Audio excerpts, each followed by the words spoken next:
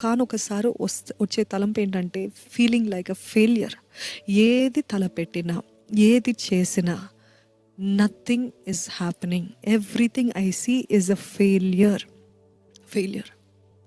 If you're feeling like a failure today, God is saying, maybe one situation, two situation, 1 year, 2 years, you might look like a failure or you might have failed, but it's not going to be permanent.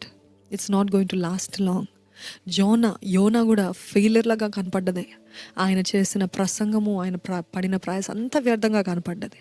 కానీ అంతమంది రక్షించబడటానికి కారణమైంది. ఒకవేళ ఆయన అహము గుచ్చుకుందేమో కానీ, but see the result of it. So many souls saved, so many souls repented. He felt like I haven't done.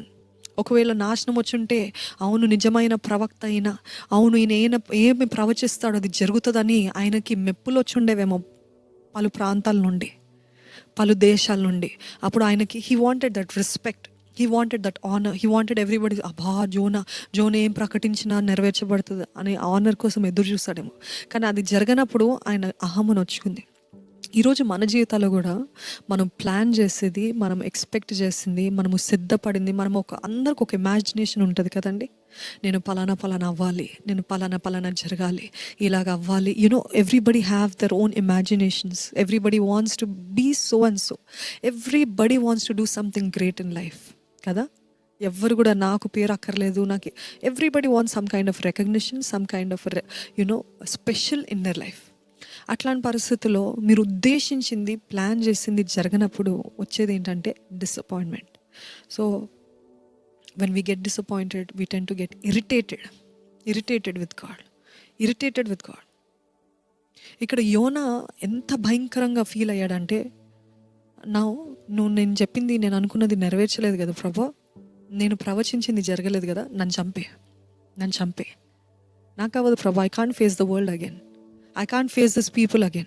They will make me a laughing stock. చెప్పావు కదా మేము చచ్చిపోతామని, చూడు మేము అందరము బాగానే ఉన్నాము.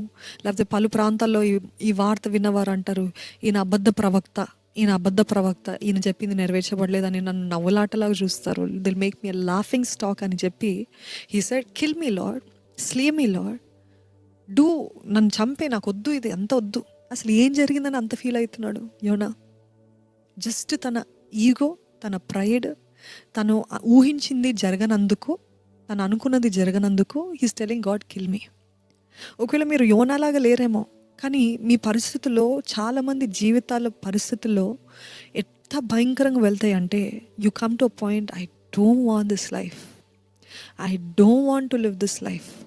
నాకు వద్దు ప్రభా, ఈ జీవితం వద్దయ్యా, నన్ను చంపే. ఎంతమంది ఉన్నారా? ఎవరైనా అట్లాంటి వారు ఉన్నారా? నన్ను చంపే ప్రభా, నాకు వద్దయ్యా జీవితం, నన్ను చంపేయ్యా, నా వల్ల అవ్వదు ప్రభా, నేను ఇంకో రోజు బ్రతకలేనయ్యా, నేను ఇంకో రోజు ఈ మాటలు పాడలేనయ్యా, నేను ఇంకో రోజు తట్టుకోలేను ప్రభా, నా వల్ల అవ్వదు. ఈరోజు ప్రతి క్రైస్తవునికి నాకు తెలిసినంత వరకు ఏదో ఒక విషయంలో, ఏదో ఒక సంఘటనలో ఈ మాట తప్పకుండా వస్తుంది. Slay me, kill me, no point of me living, take me away Lord, నాకు ఈ బాధ వద్దు ప్రభా అని చెప్పేవారు ఉన్నారు కదా. God understands. దేవుడు అర్థం చేసుకోగలుగుతున్నాడు. ఎందుకంటే ఆ నొప్పిలో, ఆ వేదనలో, అర్థం కాని పరిస్థితుల్లో, ఎట్లాంటి ఇరుక్కుల్లో, చిక్కుల్లో ఉన్నప్పుడు, ఎటు దారి లేనప్పుడు మనకు అందరికి వచ్చేది ఏంటంటే, నన్ను చంపే ప్రభ, నాకు వద్దయ్యా, వద్దు ప్రభ, ఈ జీవితం వద్దు ప్రభ. ఎన్నోసార్లు నాకు కూడా అనిపించేది, వద్దు ప్రభ, నాకు ఈ జీవితం వద్దు ప్రభ. ఈ వాక్యం రాసేటప్పుడు కూడా, ప్రిపేర్ అయ్యేటప్పుడు కూడా, I was just crying, I was just weeping, because many times I've said the same thing to God. Lord, I can't handle this, Lord. I can't bear it, Lord. Lord, we cannot handle this, Lord. Take us away. అని ఈ మాట ఎన్నోసార్లు వచ్చింది. కానీ నా దేవుడు నమ్మదగిన దేవుడు అండి. మన దేవుడు నమ్మదగిన దేవుడు. ఇటువంటి అగ్ని లాంటి, సముద్రము లాంటి పరిస్థితుల గుండా వెళ్తున్నప్పటికీ కూడా ఆయన మనల్ని ఒడ్డుకు చేర్చే దేవుడు. మనకిప్పుడు ఈరోజు అర్థం కాదేమో కానీ, తప్పకుండా you will look back and say, God was right, God is faithful, God is right. You will tell that. అవును, నాకు ఇప్పుడు అర్థమవుతుంది, నాకు ఆ రోజు అర్థం కాలేదు, నాకు ఆ రోజు అసలు ఏం అర్థం కాలేదు, కానీ ఈరోజు నాకు అర్థమవుతుంది అని మీరు చెప్పగలుగుతారండి.